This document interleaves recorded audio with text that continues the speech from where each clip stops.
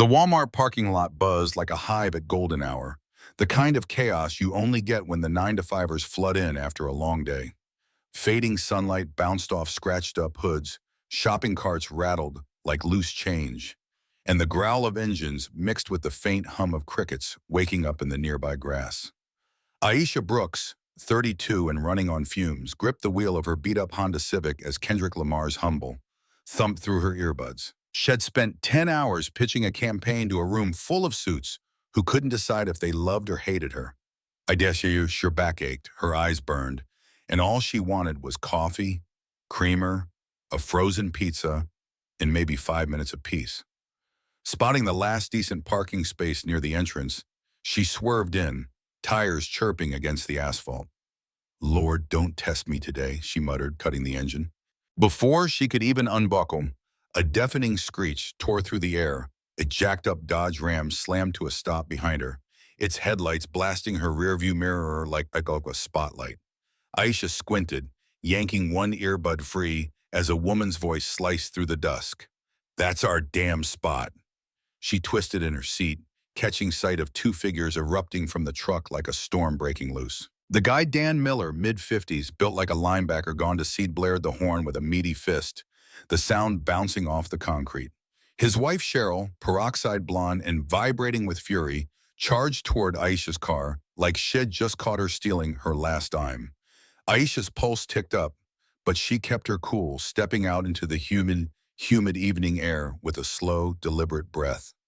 "Not tonight," she thought, slinging her purse over her shoulder. "You saw us waiting. Don't lie." Cheryl barked, her voice sharp enough to cut glass, hands planted on her hips, like she owned the whole damn lot. Aisha tilted her head, sizing them up. Dan's Harley tattoo peeking from a rolled-up sleeve, Cheryl's Karen haircut bouncing as she stomped closer. "Didn't see you," Aisha said, her tone steady, almost bored. "Ill move if it's life or death," Dan lumbered out, boots thudding on the pavement, his coffee breath growl carrying over the distance. "Your type never looks."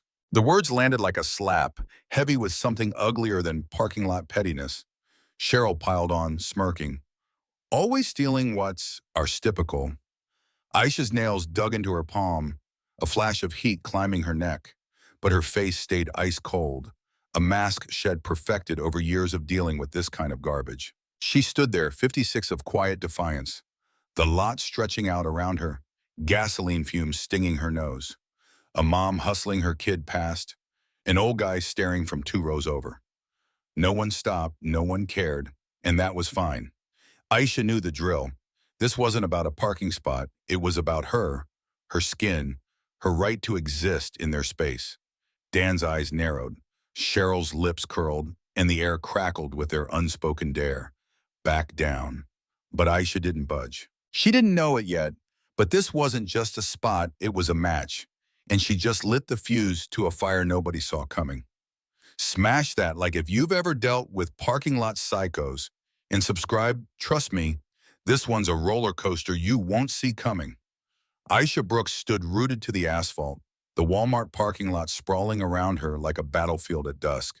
The golden hour had faded into a bruised purple sky, and the air hung heavy with the tang of gasoline and the distant buzz of cicadas.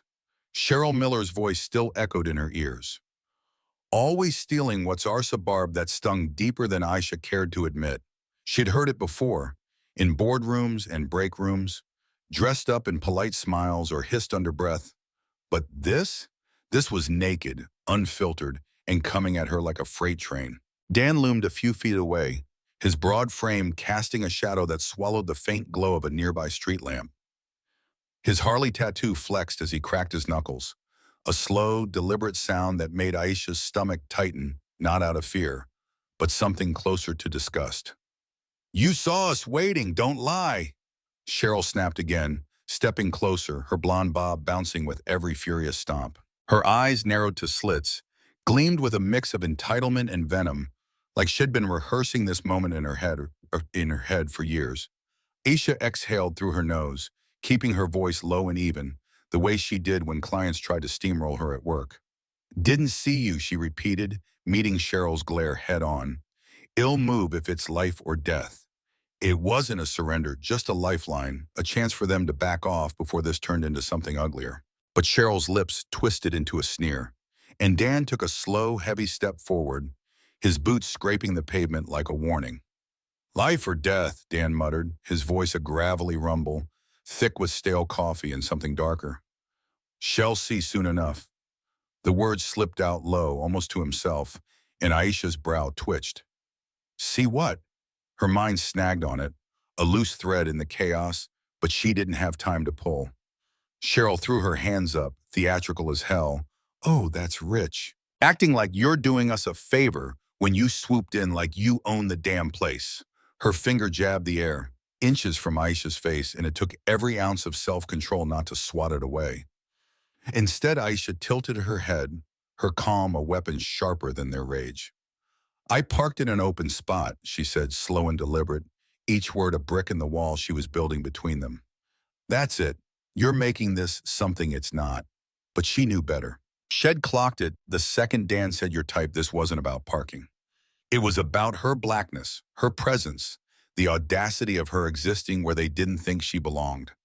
She'd dealt with it her whole life, the side eyes in upscale stores, the you're so articulate backhands at work, the way strangers clutched their bags tighter when she passed.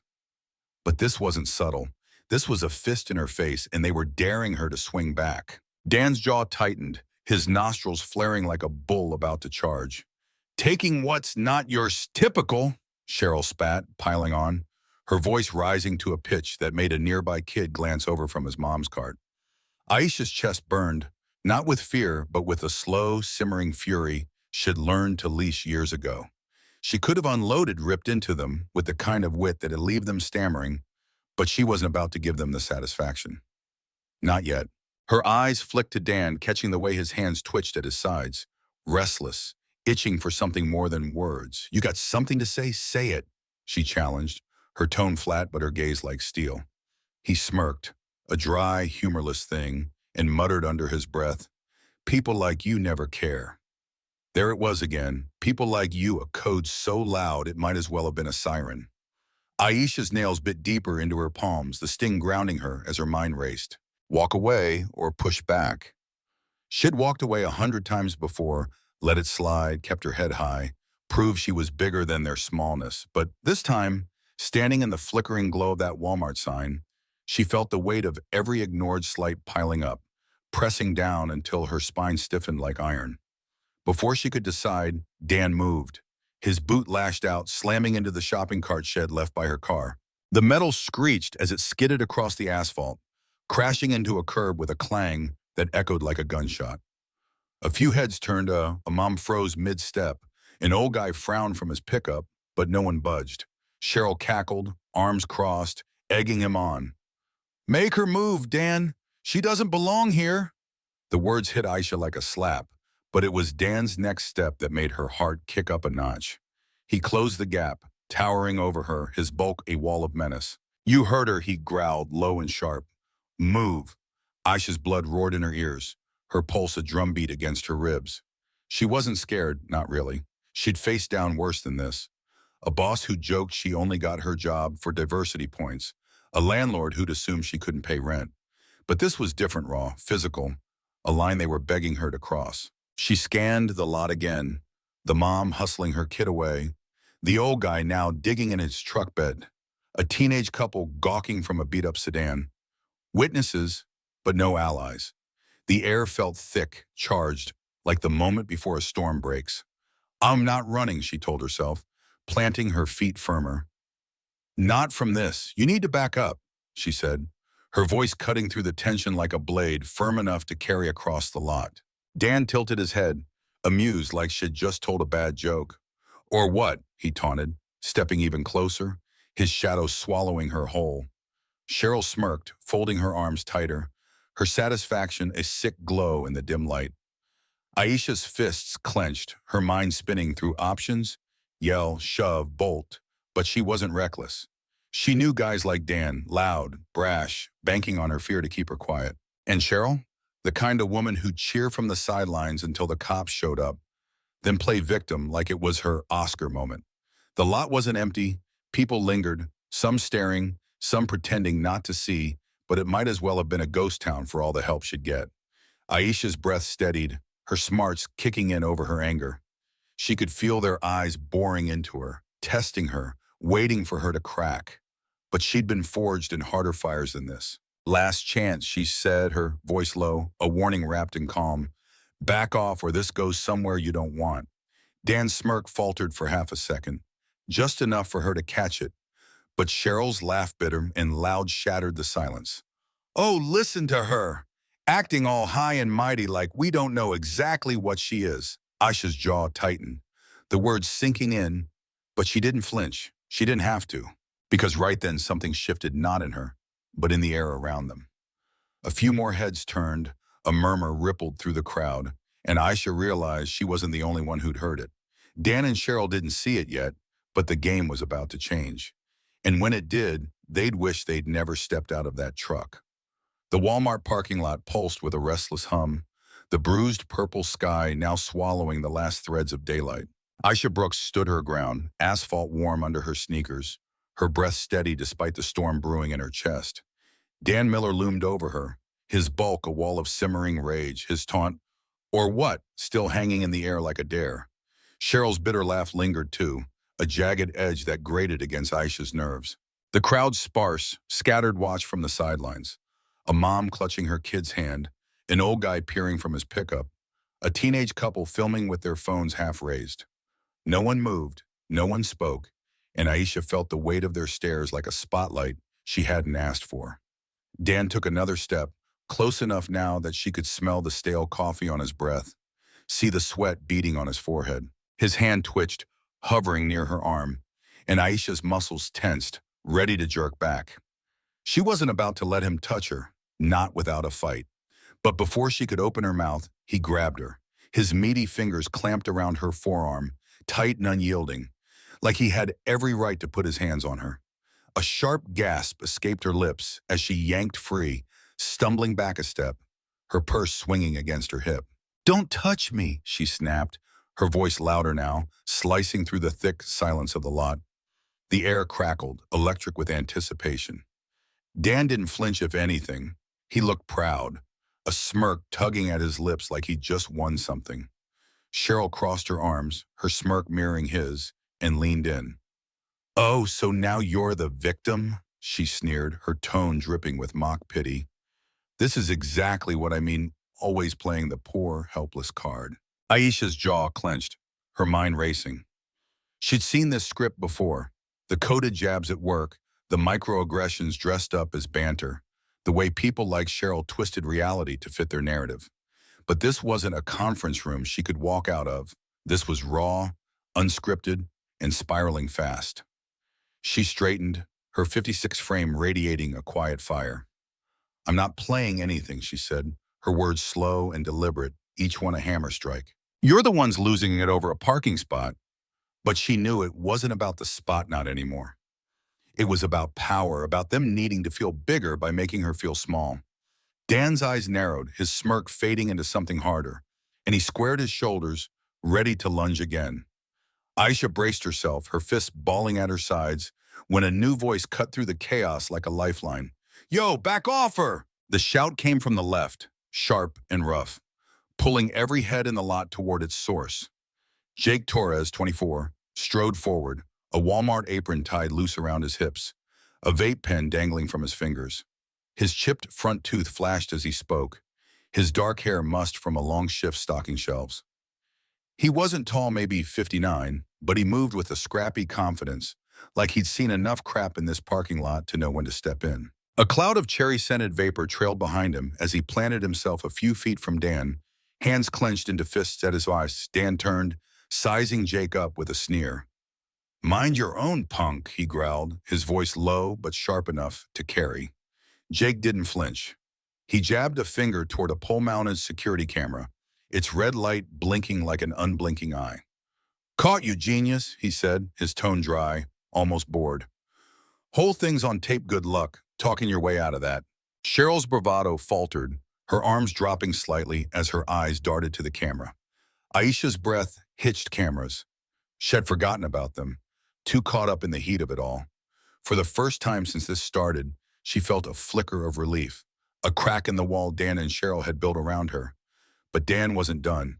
His nostrils flared, his fists tightening as he glared at Jake. "You think I care about some kid with a vape?" he spat, taking a step toward him. Jake held his ground, arms crossing now, his stance casual but unflinching. "Nah, this is my business," he shot back. "Put your hands on her again, and I'm calling the cops myself." A flicker of uncertainty crossed Dan's face, his first sign of weakness, and Aisha caught it, her mind spinning. "He's not invincible," she thought. "He's just loud." Cheryl huffed, folding her arms tighter. "This is ridiculous, all this over a stupid parking spot," she said, her voice pitching up like she was the one wronged. Jake snorted, a short, humorless sound. "Yeah, sure, that's all it is," he muttered, his eyes flicking to Aisha with a nod that said, "I've got you." She nodded back, subtle but grateful, her pulse still racing, but her footing steadier now. The tide was shifting, she wasn't alone anymore, but Dan and Cheryl didn't see it yet. They were too busy clinging to their crumbling throne. Then another voice broke in, calm but firm, cutting through the tension like a blade through fog. "Problem here?" Aisha turned to see Kyle Hensley, a broad-shouldered guy in a faded Metallica tee and jeans, strolling toward them with a six-pack of Coors under one arm. He held up a badge with the other hand, flashing it casually, off-duty cop, no uniform, but all authority. His hazel eyes swept the scene, sharp and assessing, lingering on Dan's clenched fists and Cheryl's red-faced scowl. Dan's shoulders stiffened, his aggression flickering like a candle in the wind. Cheryl forced a laugh, her tone suddenly syrupy. "Oh, officer, it's just a mix-up, that's all." Aisha could have gagged at the switch of zero to innocent in half a second flat. Kyle ignored Cheryl, his gaze landing on Aisha. "Ma'am, you okay?" he asked, his drawl easy but his posture anything but relaxed. She swallowed, nodding slowly. "Just came to grab some groceries," she said, her voice steadier than she felt. Jake jumped in, pointing at Dan. He grabbed her, I saw it. Cameras did too. Kyle's expression darkened, his jaw tightening as he turned back to Dan. "That true?" Dan's jaw twitched, his hands flexing at his sides. "It's not like that," he muttered, but the defiance was leaking out of him fast. Cheryl waved a dismissive hand. "Oh, please. She's just trying to make this something it's not." Kyle raised a brow, unimpressed. "Sir, stay right here while I make a call," he said, his tone leaving no room for argument. Then to Aisha, "You want to press charges?" The question hit her like a brick, heavy and unexpected. She hadn't thought that far her focus had been on surviving the moment, not dragging it into a courtroom. Her mind churned. "I've seen this trap at work, big talk. Shaky legs," she thought, replaying every time she'd let this kind of thing slide to keep the peace. But this wasn't a snide comment she could shrug off. This was hands on her, venom in her face. Dan avoided her gaze now, Cheryl still fuming but quieter, and Jake stood firm, arms crossed, watching her like head back whatever she chose. Sirens wailed in the distance, faint but growing louder, and Cheryl's smirk returned, sharper this time. "My brother runs this town? You're clueless who you're messing with," she snapped, her voice a mix of desperation and triumph. Aisha's goat sank. "Power play? Or bluff?" The crowd murmured, some bought it, some didn't, and she felt the weight of their words pressing down again. But Kyle's calm cut through it. "We'll see about that," he said, pulling out his phone. Jake muttered under his breath, "Karma's a beast," and Aisha caught the glint in his eye. Something was coming, something they didn't expect, and she was ready to find out what. The Walmart parking lot felt like a pressure cooker ready to blow. The bruised purple sky, now a deep indigo, streaked with the faint pulse of approaching sirens. Aisha Brooks stood firm, her sneakers planted on the asphalt, the sting of Dan's grip still tingling on her forearm. The air buzzed with tension. Jake Torres a few feet to her left, vape tucked away, his arms crossed, and his chipped tooth grin gone. Kyle Hensley, the off-duty cop, a few steps ahead, his Metallica tee stretched tight across his shoulders as he thumbed a call on his phone. Dan Miller's hulking frame shifted uneasily, his Harley tattoo catching the flicker of a street lamp, while Cheryl's smug declaration, "My brother runs this town," hung like a cheap threat, fraying at the edges. The crowd had thickened. Shoppers lingered near their cars, phones up. a mom clutching her kid tighter, an old guy muttering into his collar. Everyone waited, breath held for the next move. Kyle's hazel eyes flicked to Aisha, his voice steady over the rising wail of sirens. "Mom, you pressing charges?" he asked again, badge still in hand, the six-pack of Coors forgotten by his feet. Aisha's chest tightened, her mind a whirlwind. She'd been here before, not this exact spot, but this moment. The choice between swallowing the poison or spitting it back. Dan's grab wasn't just a shove, it was a line crossed. A violation she could still feel in her bones. Cheryl's venom wasn't just words, it was a lifetime of slights packed into a single, ugly sneer. She glanced at Jake, his nod subtle but solid, then at the cameras blinking above. Evidence, witnesses. This time she wasn't alone. "Yeah," she said, her voice low but ironclad, cutting through the hum of the lot. "I am." Cheryl's mouth dropped open, a strangled gasp escaping before she snapped it shut. "You can't be serious," she hissed, her face flushing red as she spun to Dan. "She's lying, this is insane." Dan's jaw twitched, his hands flexing at his sides. But he didn't speak, his eyes darted to Kyle, then away, the first crack in his bravado showing through. Aisha held Cheryl's glare, unflinching. "You pushed me here," she thought, not the other way around. The sirens swelled, blue and red lights slicing through the dark as a police cruiser rolled into the lot, tires crunching gravel. Two uniformed officers stepped out, a wiry guy with a buzz cut and a stocky woman with a no-nonsense stare, their hands resting lightly on their belts as they scanned the scene. Kyle gestured them over, his tone clipped but calm. "I witnessed the tail end," he said, nodding toward Dan. "Store employees saw the rest. Cameras got it all." The female officer turned to Aisha, pulling out a notepad. "Ma'am, you're the one he grabbed." Aisha nodded, her spine straight. "Yes, he put his hands on me after I said I'd move my car." Dan scoffed, loud enough to draw eyes. "Oh, come on, I barely touched her," he barked, his voice rough but thinner now, like a balloon losing air. Jake stepped forward, his apron rustling. "You grabbed her arm. I saw it clear as day," he shot back, his tone flat, no room for debate. The male officer frowned, his buzz cut catching the cruiser's lights. "That's assault, buddy," he said, his words clipped and final. Cheryl let out a humorless laugh, shrill and desperate. "You've got to be joking." "Do I look like I'm joking?" the female officer replied, her stare pinning Cheryl like a bug on a board. Aisha took a slow breath, the weight of their words sinking in. Assault. Charges. This was real, now tangible. Not just a parking lot spat shed shrug off by morning. She watched Dan's face pale, his bravado peeling away layer by layer, and Cheryl's smugness fraying into something frantic. The female officer flipped her notepad shut. "Sir, turn around," she said to Dan, pulling cuffs from her belt. He tensed, his shoulders hunching like he might bolt, but the male officer's hand on his holster stopped him cold. "Don't make this worse," the guy warned, and Dan froze, hands twitching before he complied, the cuffs clicking shut with a sound that echoed in Aisha's ears. Cheryl panicked, lunging toward the female officer, her voice cracking. "Wait, no, this isn't this not." The officer sidestepped, firm but calm. "Ma'am, step back unless you want to join him." Cheryl froze, her face a mask of red fury, then whirled on Aisha, eyes wild. "You're going to regret this," she spat, her finger jabbing the air like a dagger. Aisha didn't blink.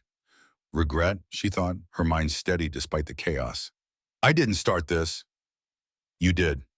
She said nothing, letting Cheryl's words fall flat, watching as Dan was guided to the cruiser, his head ducked low, his fight gone. But Cheryl wasn't done. She spun to Jake, grabbing the collar of his apron with a snarl. "Back off, you little punk, this isn't your fight." Jake shrugged her off with a flick of his shoulder, his expression bored. "Lady, you're the one making it a fight," he said, stepping back as she stumbled. Then she turned on Aisha, her voice a shriek. "You'll pay for this, I swear it." She lunged, arms flailing, aiming for Aisha's throat. Aisha sidestepped, her reflexes sharp, but Jake moved faster, taking the shove meant for her.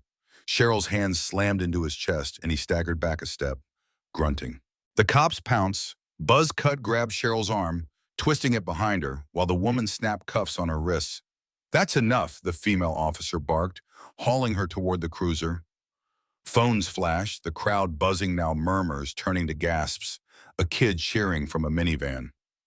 Aisha stood still, her heart pounding, but her face a mask of calm. "You dug your grave, not me," she said, her voice cutting through the chaos, loud enough for Cheryl to hear as she was shoved into the back seat beside Dan. Cheryl's glare burned through the window, but Aisha didn't look away. She'd meant it every word, and the weight of it settled in her chest like a stone she had finally dropped. The officers turned back to her, the female one nodding. "We've got enough assault, resisting the works," she said, jotting a final note. "Security footage and witnesses make it cut and dry. You'll hear from us if this goes further." Aisha nodded, her breath evening out. "Thanks," she said, simple but firm.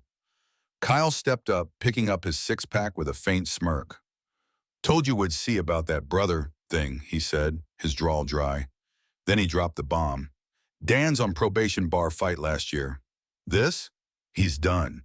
Aisha's eyes widened, the pieces clicking into place. Probation. That's what Dan's cryptic shell, see soon enough, had meant, not some grand plan, just a past he couldn't outrun. Cheryl's bluff about her deputy mayor brother? Kyle snorted, shaking his head. Checked her last name, Miller. Only Miller in City Hall's a file clerk with no pull. She's all hot air. Jake let out a low whistle, grinning now. Karma's a beast, huh? Aisha's lips twitched, the first hint of a smile breaking through. "Yeah," she said, soft but sure. "It is." The cruiser doors slammed, Dan and Cheryl caged in the back, their threats muffled by glass and steel. The lights flashed red and blue, painting streaks across the lot as the cops pulled away. Aisha watched, her pulse slowing, the tension draining from her shoulders. The crowd dispersed, some clapping, some shaking their heads, but she stayed put, letting it sink in. Assault charges, probation violation, jail time. It wasn't just vindication, it was justice. Hard and real, the kind Shed rarely seen handed out so swift. And Shed stood her ground to get it. Jake dusted off his apron, nodding her way. "You good?" he asked, his tone light but his eyes steady. "Yeah," she said, meeting his gaze. "Thanks for stepping in." He shrugged, digging his vape out. "Had to. Jerks like that don't quit till someone makes them." Kyle tipped his head, badge back in his pocket. "Smart call. Pressing charges," he said, then hefted his beer. "Stay safe." He walked off, leaving Aisha and Jake in the quiet that followed the storm. She looked at her car, the spot still hers, the Honda's faded paint glinting under the street lamp. This wasn't over, not legally, not fully, but for now, it was enough. Dan and Cheryl had picked a fight they couldn't win, and Shed made sure they felt the fall. The Walmart parking lot settled into an eerie quiet as the police cruiser's taillights faded into the indigo night, red and blue streaks dissolving like paint in water. Aisha Brooks stood by her Honda Civic, the asphalt still radiating the day's heat beneath her sneakers, her purse slung over her shoulder like a shield she no longer needed. The crowd had thin shoppers drifting back to their cars, the teenage couple pocketing their phones, the old guy in the pickup rumbling off with a grunt of his engine. The air smelled of burnt rubber and distant rain, a faint breeze tugging at her hair as she watched the last traces of Dan and Cheryl Miller vanish down the road.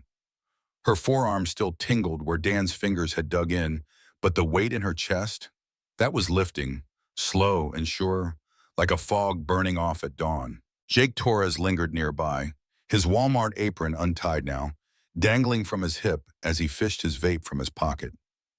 A puff of cherry-scented vapor curled into the air as he glanced her way, his chipped tooth flashing in a half grin.